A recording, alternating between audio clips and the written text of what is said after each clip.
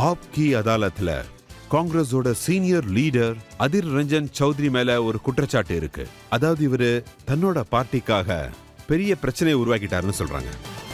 Adhir Ranjan G, நீங்க இவ்வளவு senior தலைவரா இருக்கீங்க, காங்கிரஸ் பார்ட்டில பெரிய பொறுப்புல வேற இருக்கீங்க. ரொம்ப கஷ்டப்பட்டு சோனியா ஜி ராகுல் ஜியும் சேர்ந்து 26 பார்ட்டிஸோட அலையன்ஸ் பண்ணிட்டாங்க. என்னைக்கு பட்னால முதல் மீட்டிங் அலையன்ஸ் நடந்ததோ அப்ப நீங்க சொன்னீங்க திரிணாமுல் காங்கிரஸ் திருட்டு பசங்க பார்ட்டின்னு.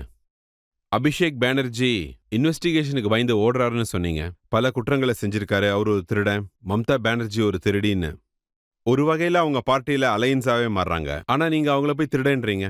நான் இன்னைக்கு ஒன்று தெளிவாக சொல்லிடுறேன். அதாவது பாட்னாவோட விஷயம் வேற, கல்கத்தாவோட விஷயம் வேற. ஏன்னா அந்த டைமில் நம்ம எலெக்ஷன் அப்போ நடந்துக்கிட்டு இருந்துச்சு. எலெக்ஷனில் நிறையா விஷயங்கள் மாறி போயிடும். வேற என்ன, பார்ட்டியையும் பெங்காலியும் காப்பாற்ற வேண்டியது என்னோட கடமை தானே. ஆனா நீங்க மம்தா பானர்ஜியை பத்தி சொல்லும்போது மம்தா பானர்ஜி மோதியோட புரோக்கர் பாருங்க, அவங்க அப்போசிஷனை கம்மி பண்றதுக்காக மோதியோட பேரம் பேசுறாங்கன்னு பாருங்க, சொல்றீங்க. நான் ஒரு விஷயம் சொல்றேன், நல்லா கேளுங்க. அது என்னன்னா, நானும் ஒரு பார்ட்டியோட தலைவராக இருக்கேன். அப்புறம் இது ஒரு இக்கட்டான நிலைமையில காம்ப்ரமைஷன் பண்றதுக்கான ஒரு சுச்சுவேஷன் உருவாகுது. அதுக்கு பேர் தான் இந்தியா. அப்புறம் இந்தியாவோட இந்த அழகை பார்த்துட்டு மோடிஜி கொஞ்சம் பயந்துட்டாரு. அப்போ நான் என்ன நினச்சேன்னா, அவரோட டென்ஷனை கொஞ்சம் அதிகமாக்கலாம்னு நினச்சேன். அதனால் எனக்கு என்ன தோணுச்சுன்னா, இந்த பிரச்சனையில் இன்னும் கொஞ்சம் ப்ரெஷர் போட்டால் நல்லா இருக்கும்னு எனக்கு தோணுச்சு. கொஞ்ச நாள் முன்னாடி நீங்க சொல்லிட்டு இருந்தீங்க வெஸ்ட் பெங்கால்ல பஞ்சாயத்து எலெக்ஷன் நடக்கும்போது பெரிய கலவரங்கள் நடந்ததுன்னு. ஆமா, வெடிகுண்டு வீசினாங்க, அப்புறம் உங்க கட்சிக்காரங்களை அடிச்சிருக்காங்க, பல பேரை கொண்டிருக்காங்க, ஆமா, வீடுகளை எரிச்சிட்டாங்க. ஆமா. இப்ப அந்த பிரச்சனை சரியாயிடுச்சா? இல்லை, எதுவுமே சரியாகல. இதை பாருங்க, இது எல்லாமே அந்த லோக்கல் ஆளுங்க தான் பண்ணுவாங்க. அதுக்காக எல்லாம் சரியாயிடுச்சுன்னு அர்த்தம் இல்லை. ஆனால் நான் உங்களுக்கு ஒரு விஷயம் சொல்லணும்னு நினைக்கிறேன். பாருங்க, குளத்துக்கும் நதிக்கும் நிறைய டிஃப்ரென்ஸ் இருக்கு. ஏன்னு சொல்லுங்க. அது என்னை பொறுத்த வரைக்கும் ஒரு குளம் மாதிரி. நம்ம நாடு நம்மளுக்கு ரொம்ப முக்கியமானது. குளத்தை விட நம்மளுக்கு அதிகமாக தேவைப்படுறது நதி தான். அதனால நான் சொல்லணும்னு நினச்சதை சொல்லிட்டேன். இப்போ அதை மாற்றி நான் எதையும் சொல்லலாம் சொல்ல மாட்டேன். நான் எதையுமே ஒளிவு மறைவாக பேசுறதில்ல. எனக்கு அது பிடிக்காது. உண்டு இல்லை வர்றது வரட்டுன்னு ரெண்டில் ஒன்று பேசிடுவேன். இப்போ சுச்சுவேஷன் வந்திருக்கு பாருங்க, அது நிஜமாவே ரொம்ப ஸ்ட்ராங்காகவே இருக்கு. அதை மெயின்டைன் பண்ணும். நீங்கள் காஷ்மீரை பற்றி கேளுங்க, இல்லை நாட்டை பற்றி கேளுங்க. ஆனா அது உங்க கன்வீனியன்ஸ்க்காக கேட்க முடியாதுல்ல. இல்லை பாருங்க, நான் அந்த அர்த்தத்தில் சொல்லவே இல்லை. அப்படி செஞ்சால் அதோட பின்விளைவுகள் எப்படி இருக்கும்? நம்ம நிலைமை என்னவாகும்? பஜார்ல நெருப்பு பத்திக்கிச்சு, எல்லா பொருளோட விலையும். இப்ப நீங்க சொல்ற எல்லா விஷயத்தையும் கவர்மெண்ட் ஆளுங்களும் தானே கேக்குறாங்க. அத பத்தி என்ன சொல்றீங்க? எங்களையும் கேளுங்க. பாருங்க, நானும் இந்த நாட்டோட ஒரு சிட்டிசன் தானே. அதாவது நம்ம கிராமத்து சனங்க என்ன சொல்லுவாங்க அதையும் கேட்கணும் தானே. அரசாங்கம் கேட்பாங்கல்ல, உங்களுக்கு ஜனங்க கேட்க கூடாதா? போற போக்கில் அதையும் நீங்க சொன்னாலும் சொல்லுவீங்க. நீங்க கான்பிடன்ஸுக்கான கேள்விகளை கேட்பீங்க.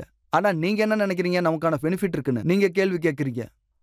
ஆனா உண்மை என்னன்னா, அது சார், நான் இங்க நீங்க சொன்ன வார்த்தைகளை தான் திரும்பவும் உங்களுக்கே ஞாபகப்படுத்துறேன். நான் ஒன்னும் தனிப்பட்ட முறையில இதை சொல்லல. இல்ல நான் அப்படி சொல்லல. அது பழைய விஷயங்கள் இல்ல. இல்ல நான் என்ன சொல்ல வரேன்னா, இந்த விஷயத்தை பத்தி டிஸ்கஸ் பண்ணோம். கண்டிப்பா பண்ணலாம் சார். அரசாங்கம் அதுக்கு ஒத்துழைக்கணும்ல. ஒத்துக்கிட்டு எல்லாத்தையும் ஓப்பனா பேசி பாருங்க. எல்லா பிரச்சனையும் கண்டிப்பா பேசலாம். எனக்கு என்ன தோணுதுன்னா, எதை சொல்லி நீங்க சிரிக்கிறீங்களோ அதுக்கு பதில் சொல்ல விரும்பல. கண்டிப்பா அப்படி இல்ல. நான் சொல்ல தயாரா இருக்கேன். எந்த பதட்டமும் இல்ல. எனக்கு எந்த கவலையுமே இல்ல. நான் ஏதாவது சிரிச்சு மழுப்பி பதில் சொல்ல மாட்டேன்னு சொல்லவே இல்லையே. சொல்லுங்க, நான் அப்படி ஏதாவது சொன்னா? பாருங்க, நீங்க ஒரு தடவை சொல்றீங்க வெஸ்ட் பெங்கால்ல வன்முறை தலைவிரிச்சு ஆடுதுன்னு, அங்க அரசியலும் வேற மாதிரி இருக்குன்னு, ஏமாத்துறாங்கன்னு சொல்றீங்க. ஆனா இப்ப நீங்க சொல்றீங்க நான் இனிமே அந்த மாதிரிலாம் சொல்ல மாட்டேன்னு. ஒரு நிமிஷம். சரி சொல்லுங்க. விதைக்கும் மாதுளை மரத்துக்கும் வித்தியாசம் இருக்குல்ல. கல்லுக்கும் வைரக்கல்லுக்கும் வித்தியாசம் இருக்குல்ல. அது தமிழ் என்னன்னு சொல்லுவாங்க? எல்லாம் ஒரே மாதிரியா இருக்காது, வித்தியாசமா இருக்கும். அதை நான் நல்லா புரிஞ்சு வச்சிருக்கேன். நான் உங்ககிட்ட மம்தா பானர்ஜியை பத்தி நீங்க என்ன சொன்னீங்களோ நான் அதை பத்தி எதுவுமே கேட்கல. அதான் எல்லாத்தையும் சொல்லிட்டீங்களே, இனிமே சொல்றதுக்கு என்ன இருக்கு? ஆனா மம்தா பானர்ஜிக்கும் உங்களுக்கும் ஏற்பட்ட சண்டை ரொம்ப பழசா? இல்ல, சண்டையே இல்ல. 2 பேருமே 2 பார்ட்டியில இருக்கோம். ஸோ கருத்து வேறுபாடு இருக்கும்ல, அவ்வளவுதான். அவங்க அதை விரும்பல. நீங்க காங்கிரஸ் இருக்கக்கூடாது தவிர வேற என்ன இருக்க முடியும்? சரி, உங்களோட இன்னொரு ஸ்டேட்மெண்ட்டையும் நான் இப்ப உங்களுக்கு ஞாபகப்படுத்துறேன். இதுல உங்க பார்ட்டி ஆளுங்களே டென்ஷன் ஆயிட்டாங்க. கண்டிப்பா. நீங்க பார்லிமெண்ட்ல என்ன சொல்லிருக்கீங்கன்னா ராகுல் காந்தியை பப்புன்னு சொல்லுவீங்களாமே? இல்ல நான் அப்படி சொல்லல. நான் சொன்னது உண்மைதான். நான் என்ன சொன்னேன்னா, யாரெல்லாம் ராகுல்ஜியை பப்புன்னு சொல்றாங்களோ அவங்கள நினைக்கும் போது எனக்கு ரொம்ப பரிதாபமா இருக்கும். அப்படிதான் சொல்லணும். நம்மளோட பிரதமர் கூட அவர் அடிக்கடி வெளிநாட்டுக்கெல்லாம் போறாரு. ராகுல்ஜி கூட போறாரு. இப்ப யோசிச்சு பாருங்க. பிரதமர் ஒவ்வொரு மாசமும் போறாங்க. ராகுல்ஜி கூட அடிக்கடி போவாரு. வித்தியாசம் என்னன்னா, பிரதமர் வெளிநாட்டுக்கு போய் ஸ்பீச் கொடுக்குறாரு. அப்ப அங்க டெலிபிராம்டிங் தேவைப்படுது. அதுல எல்லாமே எழுதி காட்டணும். ஃபர்ஸ்ட் பேஜ் எழுதி காட்டணும். வெளியே பார்க்குறவங்களுக்கு அது புரியாது. ஆனா யார் பேசுறாங்களோ அவங்களுக்கு தெரியும். அதுல என்ன எழுதிருக்கோ அப்படியே பேசுறாங்க. அதுதான் டெலிபிராம்டர்னு சொல்லுவாங்க. ராகுல் காந்திஜி அவருக்கு அந்த அவசியமே இல்லை. அது ஆக்ஸ்போர்டா இருந்தாலும் சரி, ஸ்டான்ஃபோர்டா இருந்தாலும் சரி, அது எந்த இடமா இருந்தாலும் சரி. அதாவது ராகுல் காந்தி வெளிநாட்டுக்கு போகும்போது டெலிபிராம்டர் மாதிரியான எந்த ஒரு விஷயமும் தேவைப்படல. ராகுல்ஜி இயல்பாவே தான் விருப்பப்படி பேசுறவர். ஆனா நம்ம நாட்டோட பிரதம மந்திரி அவருக்கு ஒரு டெலிபிராம்டிங் தேவைப்படுது. அதே மாரி ராகுல் காந்தி எதுக்கு பப்புன்னு சொல்றீங்க? இப்போ உங்களுக்கு புரிஞ்சிருக்கும்னு நினைக்கிறேன். அந்த அர்த்தத்துல தான் நான் கேட்டேன். நான் என் மனசுல பட்டதை வெளிப்படையா கேட்டிருக்கேன். அவ்வளவுதான். அப்ப நீங்க பப்புன்னு சொல்லுன்னு சொல்றீங்களா? நீங்க புரிஞ்சுக்குங்க. எதுக்காக ராகுல் காந்திஜியை பப்புன்னு சொல்லணும்? அதை தான் நான் ரொம்ப நாளா புரிய வைக்க ட்ரை இன்னொரு பண்றேன். குற்றச்சாட்டும் இருக்கு.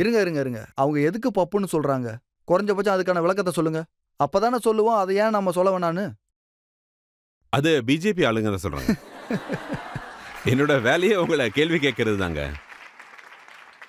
அப்புறம் நீங்க சைனாவை பத்தி ஒரு ட்வீட் போட்டிருந்தீங்க. நீங்க எழுதிருந்தீங்க, be careful China, Indian forces know how to defeat. இது உங்களுக்கு ஞாபகம் இருக்கா என்னைக்கு போட்டீங்கன்னு? பார்ட்டி ஆளுங்க கூட இது நீங்க தப்பா சொல்லிட்டீங்கன்னு சொன்னாங்கல்ல. அனுஜ் சர்மாவோட ஸ்டேட்மெண்ட் இப்ப என்கிட்ட இருக்கு. இல்ல அது விஷயமே வேற. நான் என்ன சொன்னேன்னா, இதை இப்படியே விட்டு வச்சா பெரிய ஆபத்துன்னு சொன்னேன். அவ்வளவுதான். அந்த சந்தர்ப்பம் அப்படி. ஆனா நீங்க அது உங்களுக்கு கஷ்டமா இல்ல? இல்ல, அனுஜ் சர்மா சொல்லிருக்காங்க, இல்ல நீங்க வேற மாதிரி மாத்தி பேசுறீங்கன்னு. அதாவது அவர் இப்போ என்ன சொல்றாருன்னா, Lok Sabha leader Adhir Ranjan Chowdhury, China are you? ஆமாமா, அவர் சரியா தானே சொன்னாரு. என்னோட வியூகத்தை நான் சொன்னேன். நான் என்ன சொன்னேன்? சைனா நம்மளுக்கு பெரிய தலைவலியா போயிடும். அது தீராத தலைவலி ஆயிடும். அவ்வளவுதான்.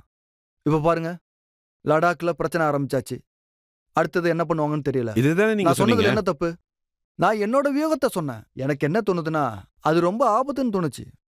சைனா நம்மளுக்கு பெரிய ஆபத்து. அதனாலதான் சொன்னேன். இப்ப லடாக்ல எந்த பிரச்சனையும் இல்ல. ஒருநச்சல்ல நம்ம நிலத்தை இடிச்சிட்டு சைனா ஒரு கிராமத்தை உருவாக்கி இருக்காது. எனக்கு அது தோணுச்சு. அதனாலதான் நான் அப்படி சொன்னேன். அந்த ஆபத்து நம்ம தலைக்கு மேல தொங்குற கத்தி மாதிரி. ரியாக்ட் பண்ண வேணாமா? இல்ல, அதாவது நான் ஒரு என்ன நிமிஷம் நான் சொல்றேன், சொல்றது நீங்க கேளுங்க. எதுக்கு தேவையில்லாம இருங்க, நான் tension என்ன ஆறீங்க? சொல்ல வரேன்னா, இது என்னுடைய இண்டிவிஜுவல் ஃபீலிங். நான் அததான் சொன்னேன். இது என்னுடைய தனிப்பட்ட கருத்து. இப்போ கூட தனிப்பட்ட கருத்து நிறைய இருக்கு. இப்ப நிறைய பேர் அதை ஒத்துக்க மாட்டாங்க. அந்த டைம்ல எனக்கு இருந்த தனிப்பட்ட கருத்தை தான் நான் சொன்னேன். அது என்னோட ப்ராப்பர்ட்டி. என்னோட இண்டிவிஜுவல் ஒப்பீனியன் என்னோட ப்ராப்பர்ட்டி. சைனா லடாக்ல 2000 ஸ்கொயர் ஃபீட்ல நம்ம நிலத்தை ஆக்கிரமிச்சு வச்சிருக்காங்க. ஒரு நச்சல்ல 300க்கு மேல கிராமங்களை பிடிச்சிருக்காங்க. நமக்கு அது ஆபத்தா மாறிக்கிட்டு இருக்கு. சிக்கிம், ஒரு நச்சல், அப்புறம் அந்த லடாக், ஒவ்வொரு இடமும் ஒரு நச்சல்ல இருந்து லடாக் வரைக்கும் அந்த ஆபத்து தொடர்ந்துகிட்டே இருக்கு. அதனால தான் நான் அப்படி எழுதுறேன். ஏன்னா அது பெரிய ஆபத்து. அதாவது அதிபயங்கர ஆபத்து. சொல்லுங்க, அதுல என்ன தப்பு?